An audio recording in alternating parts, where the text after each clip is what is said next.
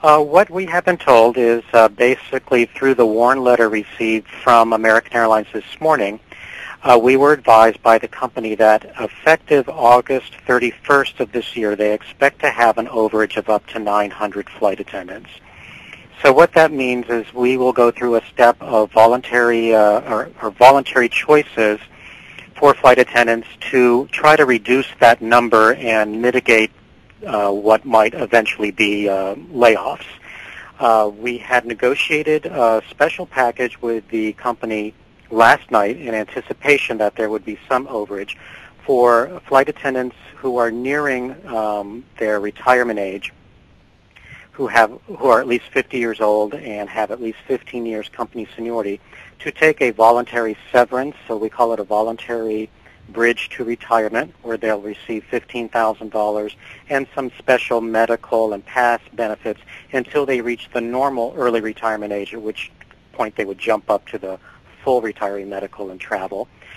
We also will then offer overage, what we call overage leaves of absence, to flight attendants who are willing to take an unpaid leave of absence for a specified amount of time. They'll bid them in blocks of, for example, 3, 6, or 12 months, where they would leave flying and then return to their job at the end of that leave of absence. They would keep their continue to accrue their seniority and keep their past travel while they're gone. And then we would offer to flight attendants who want to pair up to do what we call partnership flying, where two people would bid one monthly schedule and divide the flying between them. That would work for flight attendants who now only fly a partial schedule where they trade some of their trips away. Each time someone takes advantage of one of these, it would reduce that 900 number by obviously one person, and hopefully when all is said and done, we will have mitigated a great number, if not all, of that 900 overage.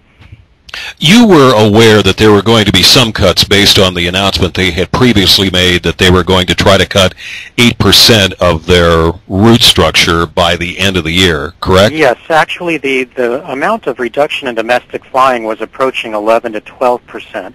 They had already announced last week they were going to cut their management and support staff by 8%.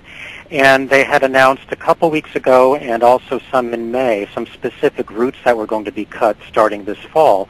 And naturally, you can look and you can say, well, they're going to lose this city, and they're going to cut this flight and this flight, and you, of course, you figure there's going to be an overage of employees both in the air and on the ground. So it was a question of wondering what the number was going to be and at exactly what point we were going to get it. And of course, the WARN Act requires 60 days notice.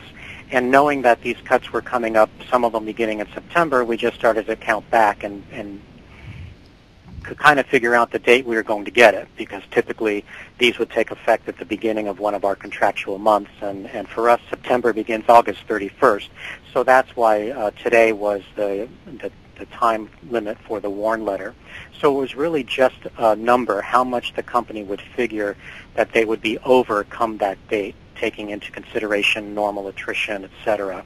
And how many people do you think are going to be lost as flight attendants before this whole cutting fever is over?